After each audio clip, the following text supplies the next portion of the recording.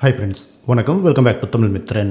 வேட்டையின் படத்துடைய ஃபர்ஸ்ட் சிங்கிள்கான release date announce பண்ணி தற்போது ஒரு ப்ரோமோவையும் ரிலீஸ் பண்ணியிருக்காங்க. ஞானவேல் டைரக்ஷனில் அனிருத் மியூசிக்கில் உருவாகிட்டு இருக்கிற வேட்டையின் படம் வர அக்டோபர் 10 ரிலீஸ் ஆக இருக்கு. ஏற்கனவே படத்துடைய டப்பிங் ஒர்க்லாம் கம்ப்ளீட் பண்ணி போஸ்ட் ப்ரொடக்ஷன் வேலைகள் முடிவடைஞ்சிருக்கிற நிலையில் தற்போது ப்ரொமோஷன் ஒர்க்கை ஸ்டார்ட் பண்ணியிருக்காங்க. ஏற்கனவே வேட்டையின் படத்துடைய ப்ரொமோ வீடியோ சில மாதங்களுக்கு முன்னாடி ரிலீஸ் பண்ணியிருந்தாங்க. அதுலேயே அனிருத்தோட பிஜிஎம் சும்மா தெறிக்க விட்டுருப்பாரு.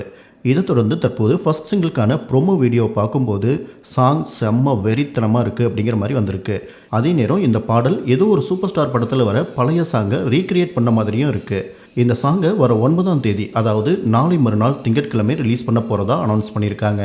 மேலும் இந்த ப்ரொமோ வீடியோ எண்டில் பார்த்தோம் அப்படின்னா இந்த பாடலை யார் பாடியிருக்காங்க அப்படின்னு ரசிகர்கள் கிட்ட ஒரு கேள்வியும் முன் வச்சிருக்காங்க.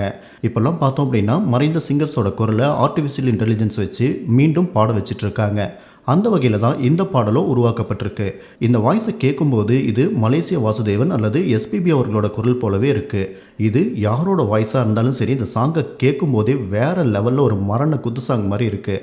இந்த பாடலை யார் பாடியிருப்பாங்க அப்படின்னு நீங்கள் நினைக்கிறீங்க? உங்களோட கமெண்ட்ஸை ஷேர் பண்ணுங்கள். மேலும் ரீசெண்டாக இந்த படம் பற்றி இன்னொரு தகவலும் வைரல் ஆகிட்டுருக்கு. அதாவது வேட்டையின் படம் என்கவுண்டர் பற்றின கதை அப்படின்னும் சூப்பர் ஸ்டார் இதில் என்கவுண்டர் ஸ்பெஷலிஸ்டாக நடிக்கிறார் அப்படின்னும் நம்ம கேள்விப்பட்டிருக்கோம்.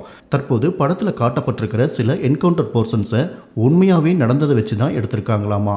இந்த காட்சிகளுக்கு சம்மந்தப்பட்ட டிபார்ட்மெண்ட் கிட்ட என்ஓசி வாங்க வேண்டிய கட்டாயத்தில் இருக்கிறதால படத்துடைய ரிலீஸ் தேதி தள்ளி போகவும் வாய்ப்பு இருக்குது அப்படிங்கிற மாதிரி சொல்லிட்டு இருக்காங்க.